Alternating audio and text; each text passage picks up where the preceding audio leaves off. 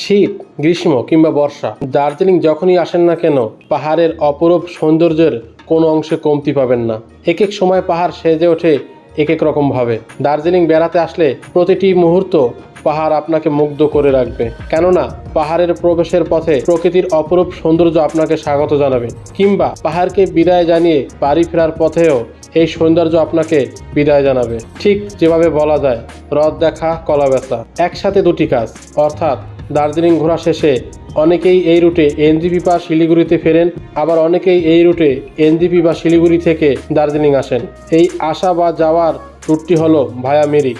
যাওয়া বা আসার পথ যেমন সুন্দর, তেমনি এ পথে গেলে ঘুরে দেখা যায় বেশ কিছু সুন্দর জায়গা। বাড়ি ফেরার জন্য আমিও তাই বেছে নিলাম এই রুট।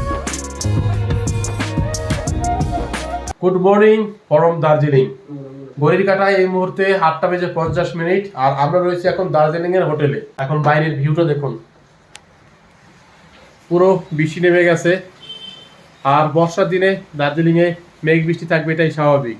তো যাই হোক, এই সকল কিছুই মাথায় নিয়ে আজকে আমরা এখন বেরিয়ে যাচ্ছি মিরিকের উদ্দেশ্যে। সাথে Lepchajagat, Shimla view point, Nepal border, Chorpokhri, এগুলো তো থাকছেই। তো এই সকল এক্সপিরিয়েন্সের গল্পটা শেয়ার করবো আপনাদের সাথে এই ভিডিওতে। তো চলুন গল্পটা শুরু করি এই দার্জিলিং এর হোটেল থেকে। সকালের ব্রেকফাস্টের জন্য আমাদের ডিম পাউরুটি দিয়েছে। ব্রেকফাস্ট করে রুম থেকে এখন সম্পূর্ণভাবে বেরিয়ে যাচ্ছি। আর অবশ্যই যখন আপনার রুম থেকে বেরোবেন সম্পূর্ণভাবে রুম কিন্তু ভালোভাবে দেখে নেবেন যে কোনো কিছু ফেলে রেখে গেছেন কিনা। এটা অবশ্যই করবেন, বিশেষ করে মোবাইল চার্জারের ব্যাপারটা। তো বৃষ্টির মধ্যে বেরিয়ে যাচ্ছি, আর আমাদের গাড়ি রয়েছে ভানুভক্তের ওইদিকে, ম্যাল মার্কেটের ওই দিকটা। তো এখন সেখানে হেঁটে হেঁটে যাবো আর কি। এছাড়া ম্যাল মার্কেটের আশেপাশে আপনারা প্রচুর হোটেল পেয়ে যাবেন।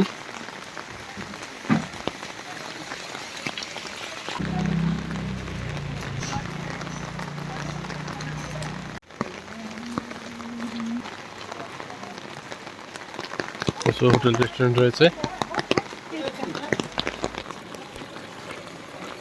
ঘড়ির কাঁটা এখন 9:30। ডক্টর জাকির হোসেন রোডের সর্বশেষ সিচুয়েশন। ছাতা মাথায় দিয়ে বহু টুরিস্ট এখনও ঘোরাফেরা করছে আর কি।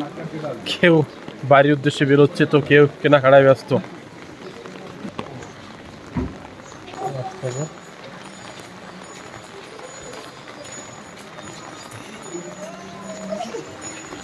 ব্যস্তময় ম্যাল মার্কেটের এই সিচুয়েশন এখন 9:32। এই হলো বর্তমান সময়ে ম্যালের ভিউ।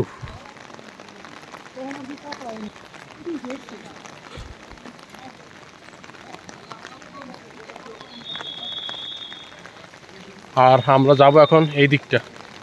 দার্জিলিং এবং ম্যালকে বিদায় জানিয়ে এবার গাড়িতে উঠবো, আবার দেখা হবে দার্জিলিং।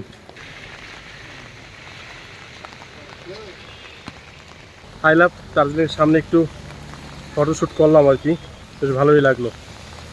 এগুলো শুধুই স্মৃতি।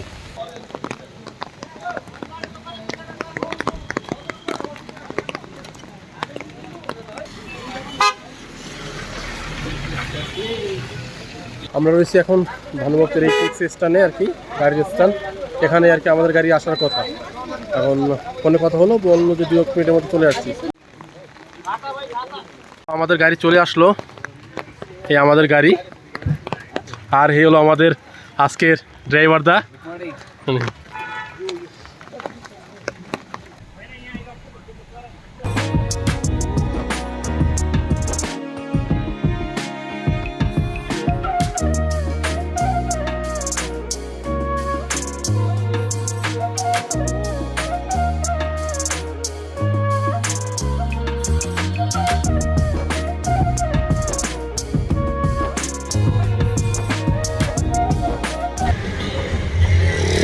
এই হলো ঘুম স্টেশন।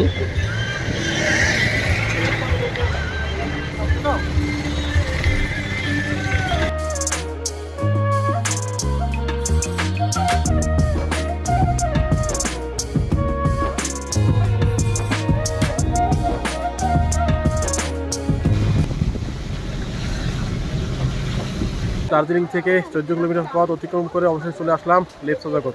আজকে আমাদের প্রথম সাইট সিন।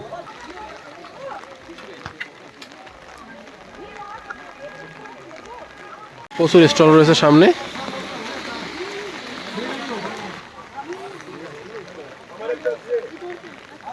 কাউন্টার মতো বন্ধ, এখানে 20 টাকা দিয়ে টিকিট কাটতে হয়।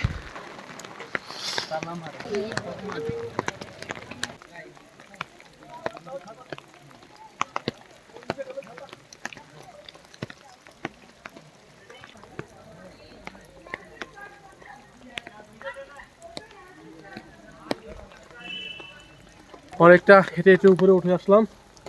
অসাধারণ ভিউ, অসাধারণ।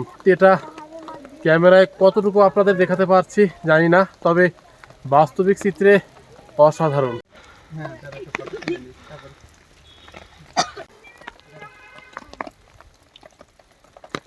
লেপচা জগৎ আপাতত আমাদের ঘোরা শেষ।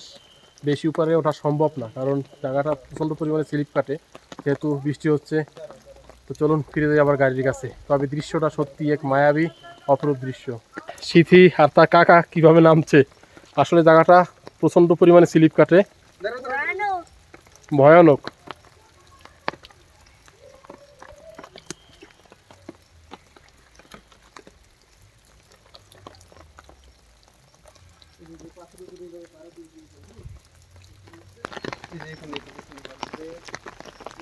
আর এখানে থাকার জন্য বেশ কয়েকটি হোমস্টে রয়েছে।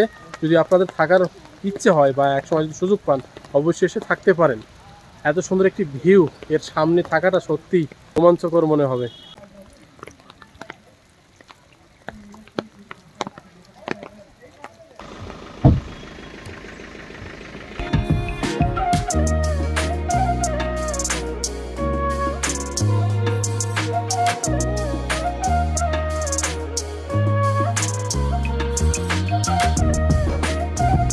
চোরপুকুরি যাওয়ার পথে এরকম ভিউ আপনারা পেয়ে যাবেন, অসাধারণ ভিউ। আর আপনাদের তো বলাই হয়নি, আমরা যাচ্ছি চোরপুকুরি। আর এই চোরপুকুরি যাওয়ার পথে কিন্তু যে ফরেস্টের মধ্যে দিয়ে যাচ্ছি, এখানে কিন্তু কোনো ধরনের নেটওয়ার্ক নেই, এয়ারটেল জিও কোনো কানেকশন নেই।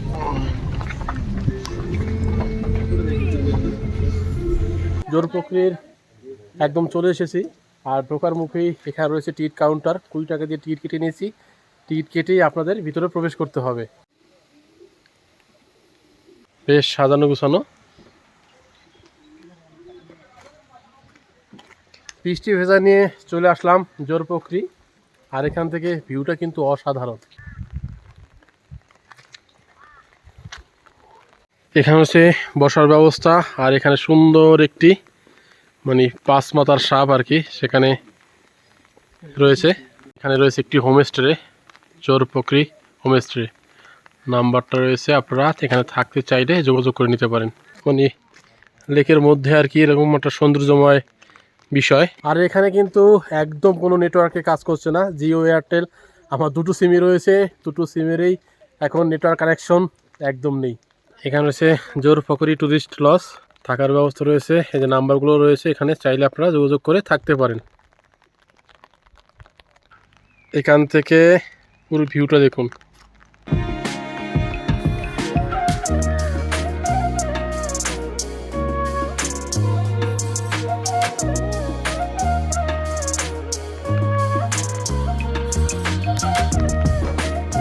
এখন এই প্রান্তে আসার পর দেখি হালকা হালকা জিওতে একটু নেট কাজ করছে আর কি।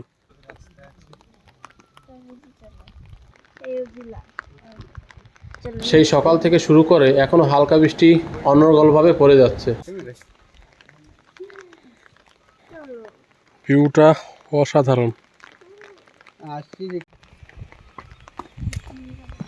বর্ষা হওয়ার কারণে টুরিস্টের পরিমাণ যদিও অনেকটা কম, কিন্তু এই জায়গাটা বেশ ভালো এবং ভালো লাগার মতো। তো আপনারা মিরিক হয়ে যদি দার্জিলিং যান কিংবা দার্জিলিং থেকে মিরিক হয়ে এনজিপি যাওয়ার প্ল্যান থাকে, অবশ্যই চোরপুকুরি তার সাথে রাখবেন। আমাদের আপাতত চোরপুকুরি ঘোরা শেষ, এবার যাচ্ছি পরবর্তী গন্তব্যে। এখানে পরপর বেশ কয়েকটি হোমস্টে রয়েছে।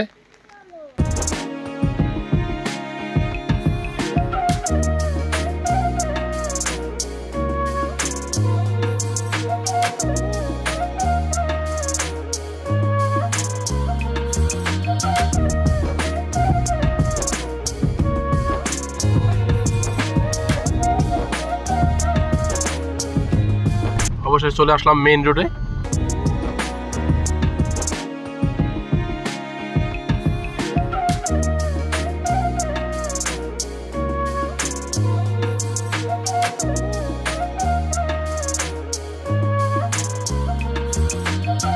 ঘড়ির কাঁটা এখন 11:50। আমরা আমাদের তৃতীয় স্পট অর্থাৎ সীমানা ভিউ পয়েন্টে চলে আসলাম। আর একটি বিষয় বলে রাখি, আপনারা যদি জোর প্রক্রিয়ার সাইট সিনটা করেন তবে ড্রাইভারের সাথে আলাদাভাবে কথা বলে নিতে হবে। 300 থেকে 500 টাকা পড়বে চার্জ, অবশ্যই একটু দরদাম করে নেবেন। যেহেতু আজকে ওয়েদার খারাপ তো কিছুই দেখার নেই, চারিদিকে শুধু মেঘের আনাগোনা। এই হলো সীমানা ভিউ পয়েন্ট। আর এখান থেকে দার্জিলিংয়ের দূরত্ব প্রায় 23 কিলোমিটার। আর এই সাইডে রয়েছে একটি মার্কেট। অংশ দোকান বন্ধ বৃষ্টির কারণে হয়তো।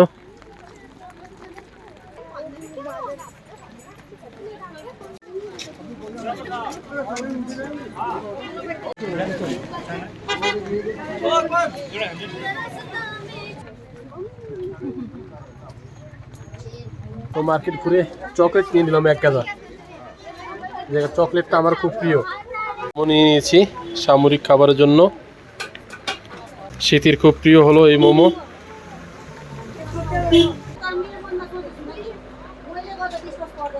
সীমানা ভিউ পয়েন্ট দেখা শেষ, মোমো খেয়ে নিলাম। এবার যাচ্ছি পরবর্তী গন্তব্যে।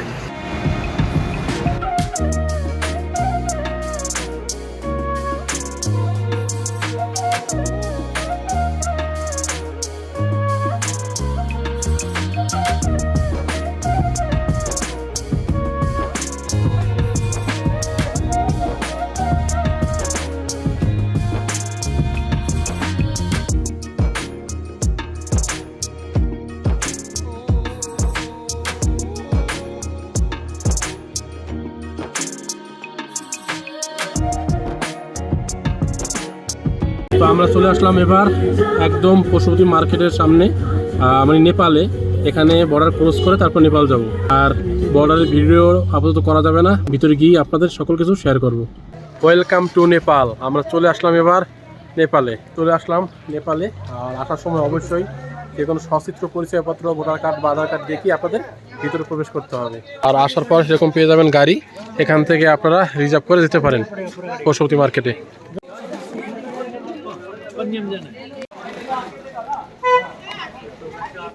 বর্ডার থেকে পশুপতি মার্কেটের দূরত্ব 1 থেকে 1.5 কিলোমিটার।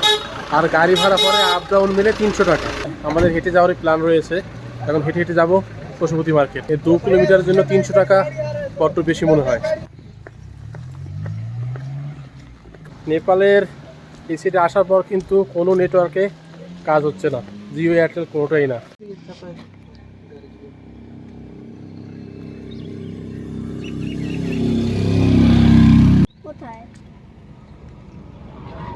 হেঁটে গেলে সব থেকে বড় সুবিধা, এরকম কিছু সুন্দর ভিউ আপনারা রাস্তার মাঝখানে দেখতে পাবেন, যেটা গাড়িতে গেলে সম্ভব না। সে একটি নির্দিষ্ট স্থানে দাঁড় করিয়ে দেবে বা সেখান থেকেই আপনাদের ঘোরাফেরা। নেপাল যাওয়ার পথে যদি সুন্দর ভিউ, এরকম অপরূপ সুন্দর ভিউ আপনারা দেখতে চান তবে অবশ্যই আমি আপনাদের বলবো একটু সময় নিয়ে হেঁটে যান, একদম রিল্যাক্সে।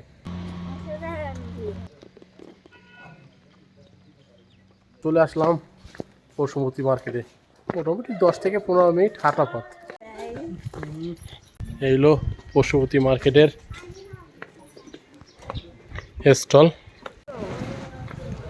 এবার একটু পশুপতি টেম্পল ঘুরে আসি। চলে আসলাম।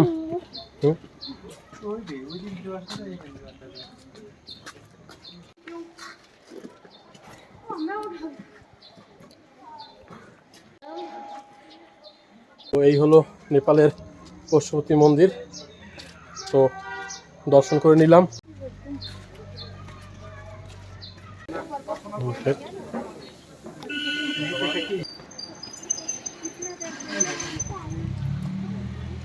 আপাতত পশুপতি মার্কেট আমাদের ঘোরা শেষ। এবার যাচ্ছি আবার সেই পুরনো গাড়ির কাছে।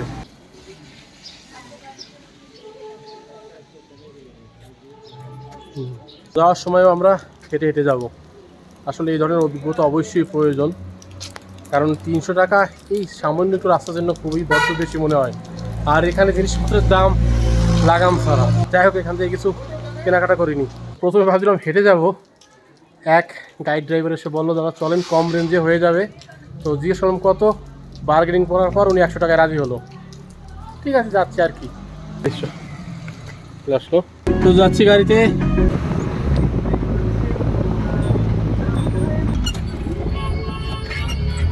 আরেকটি বিষয় আপনাদের বলে রাখি, আপনারা যখন সীমানা অতিক্রম করে ভিতরে ঢুকবেন, সামনে থেকে নিলে 300 টাকা রেট নেবে। একটু সামনে এগুলো কিন্তু বার্গেনিং করে অনেকটা কমেই হয়ে যাবে। ওয়েদার খুব দ্রুত চেঞ্জ হয়ে যাচ্ছে আর কি।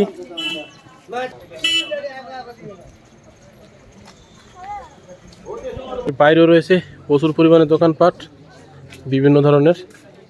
এই সমস্ত স্টল থেকেও আপনারা প্রয়োজনীয় জিনিস কিনে নিতে পারেন, কিন্তু রেটটা কিন্তু অনেকটাই বেশি। চলে আসলাম আবার ওয়েস্ট বেঙ্গলে। এখন যাচ্ছি গাড়ির কাছে, তার পরবর্তী আবার গন্তব্যের দিকে পা বাড়াবো। পুরো ওয়েদার চেঞ্জ হয়ে যাচ্ছে। এই তো পাহাড়ের অপরূপ সৌন্দর্য, কখনো রৌদ্র, কখনো মেঘ, কখনো বৃষ্টি, আবার এখন দেখুন পুরো মেঘে ছেয়ে যাচ্ছে। অবশেষে পেয়ে গেলাম গাড়ি, এবার চললাম পরবর্তী গন্তব্যে। আর নিচে নামার সাথে সাথে কিন্তু ওয়েদারটা এতটাই চেঞ্জ হচ্ছে, এখন অনেকটাই গরম অনুভব হচ্ছে আর কি। আর রাখা যাবে না টুপি।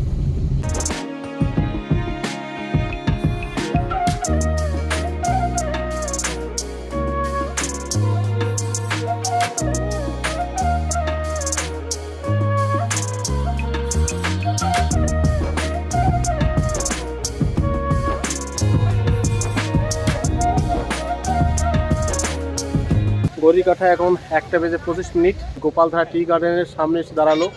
এখন আমরা এখান থেকে তুফানের লাঞ্চ করব, তারপর গোপালধারা টি গার্ডেনটা ঘুরবো। তো আমরা এই রেস্টুরেন্ট থেকে বাঙালি খাবার দাবার খেলাম, মোটামুটি ভালো। চিকেন খেলাম আর কি। চিকেন হলো 160 টাকা, মাছও দেখলাম 160 টাকা, ডিম ছিল 140 টাকা, আর ভেজ হলো 100 টাকা। সেই জন্য চিকেনটাই ট্রাই করে দেখলাম, তো মোটামুটি মানের ভালো। তো খাওয়া দাওয়া শেষ, আর এখান থেকে চা পাতা নিয়ে নিলাম লিগার টি। এবার যাচ্ছি গোপালধারা টি গার্ডেনের মূল অংশে। এছাড়াও এর আশেপাশে বেশ কিছু রেস্টুরেন্ট রয়েছে, আপনাদের পছন্দ অনুযায়ী যে কোনো রেস্টুরেন্ট থেকে খেতে পারেন।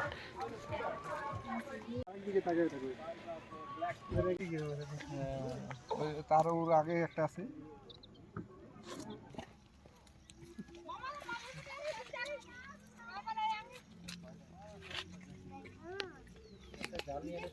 গোপালধারা টি গার্ডেনে কিন্তু বেশ কয়েকটি স্পট দিয়ে আসা যায়। এর আগের বার যখন ছিল অন্য একটি স্পট দিয়ে ঢুকলাম, সেখানে পাইন গাছ দিয়ে বেশ সাজানো গোছানো ছিল। এবার যেখানে ড্রাইভারটা নিয়ে আসলো সেখানে একটু কেমন এলোমেলো আর কি, ওর সেখান দিয়ে ভিতরে ঢুকা যেত না। আর এখান দিয়ে ভিতরের অনেকাংশই ঢোকা যাচ্ছে।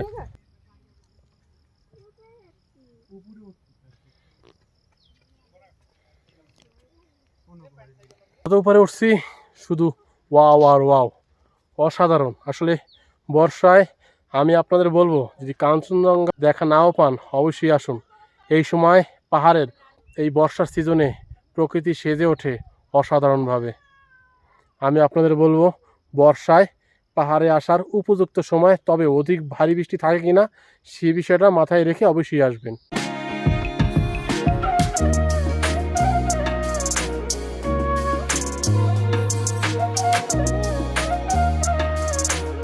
এর চারিদিকটাই শুধু চা বাগানে ঘেরা, আর বর্ষার মরশুমে কিন্তু অসাধারণ ভিউ। যতদূর শুধু চোখ যায় শুধু চা বাগান আর চা বাগান।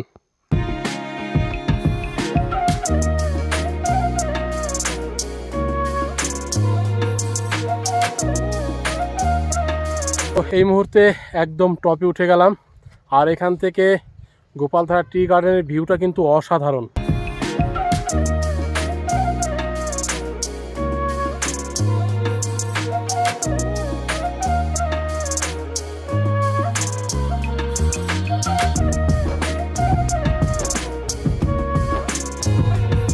তো গোপালধারা টি গার্ডেন আপাতত ঘোরা শেষ। এবার এখান থেকে বেরিয়ে গাড়িতে উঠে পরবর্তী ডেস্টিনেশন মিরিক।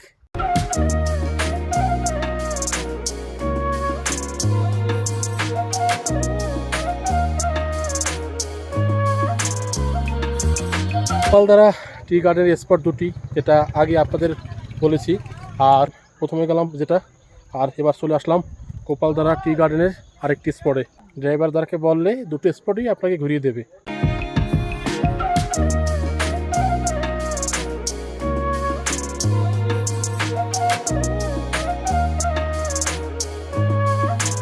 আর এখানেও কিছু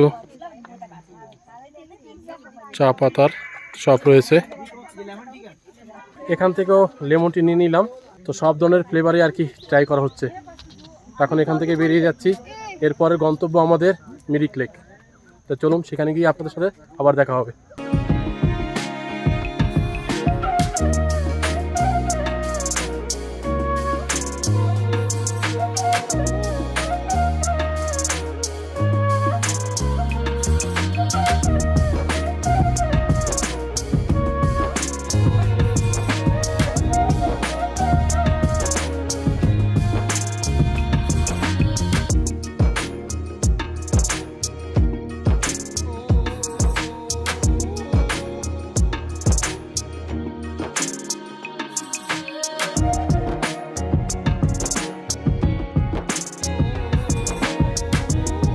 ঘড়ির কাটা এখন 3টা 10, আর এই মুহূর্তে আমরা চলে আসলাম মিরিক লেকে, কাঙ্ক্ষিত সেই মিরিক লেক।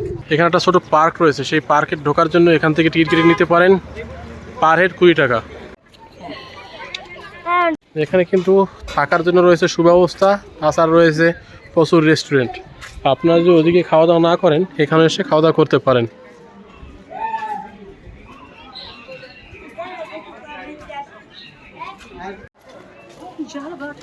দার্জিলিং থেকে প্রায় 39 কিলোমিটার দূরে রয়েছে এই মিরিক লেক।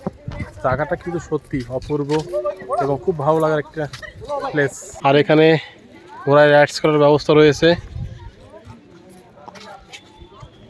ঘোড়ায় মোটামুটি রাউন্ড দিলে 150 থেকে 200 টাকা ভাড়া। আর এখানে অনেকগুলো বসার প্লেস রয়েছে।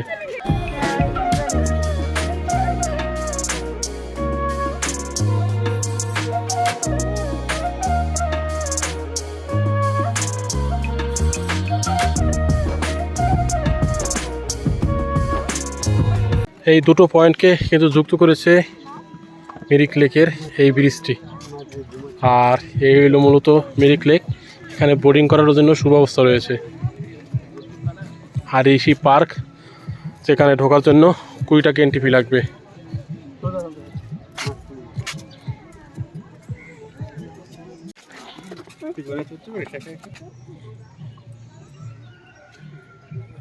পার করে পাইন বনের ভিতর দিয়ে হেঁটে যেতে সত্যি ফিলিংসটা অন্যরকম। তবে ওই সাইডে যাওয়ার প্ল্যান ছিল, কিন্তু ওখানে ভালো লাগলো না। এই সাইডটাই টুরিস্টের সমাগমটা দেখলাম বেশি।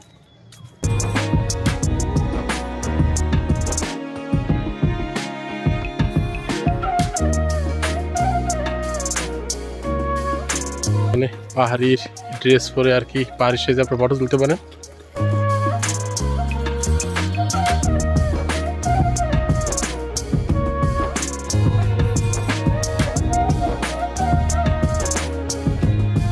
কিছু এরকম খাবারের স্টল রয়েছে। এই হলো টোটাল মিরিক লেকের ভিউ। আর এখানে বেশ কিছু স্টল রয়েছে।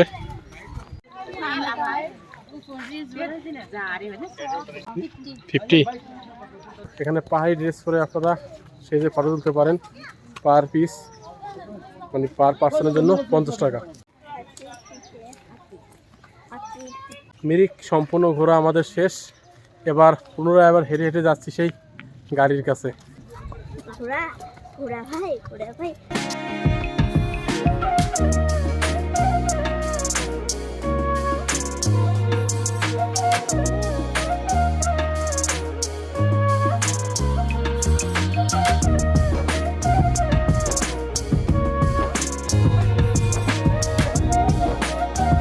ঘড়ির কাটা এখন 4:20। আর আজকের আমাদের শেষ টুরিস্ট স্পট টেংলিং ভিউ পয়েন্ট। এটা হলো টেংলিং ভিউ পয়েন্ট।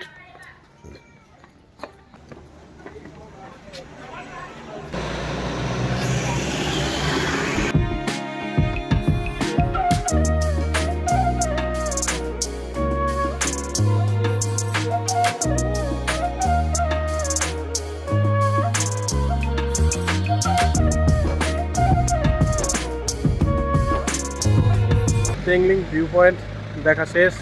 এটাই ছিল আমাদের লাস্ট টুরিস্ট স্পট আজকের দিনের গন্তব্য নিউ জলপাইগুড়ি। তবে সব মিলে বলবো, বর্ষায় সুন্দর একটি ভিউ পাওয়ার জন্য, মনোরম এক পরিবেশ উপলব্ধি করার জন্য অবশ্যই পাহাড়ে আসা একদম উপযুক্ত সময়। তবে ভারী বৃষ্টির ব্যাপারগুলো অবশ্যই দেখে নেবেন। এখান থেকে যে পাহাড়টা দেখা যাচ্ছে এটা হলো কিন্তু কার্শিয়াং।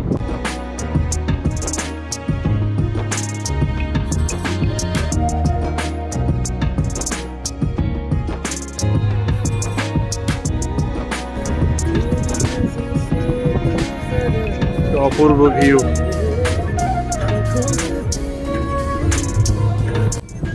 দেখা যাচ্ছে এটা হলো শিলিগুড়ি।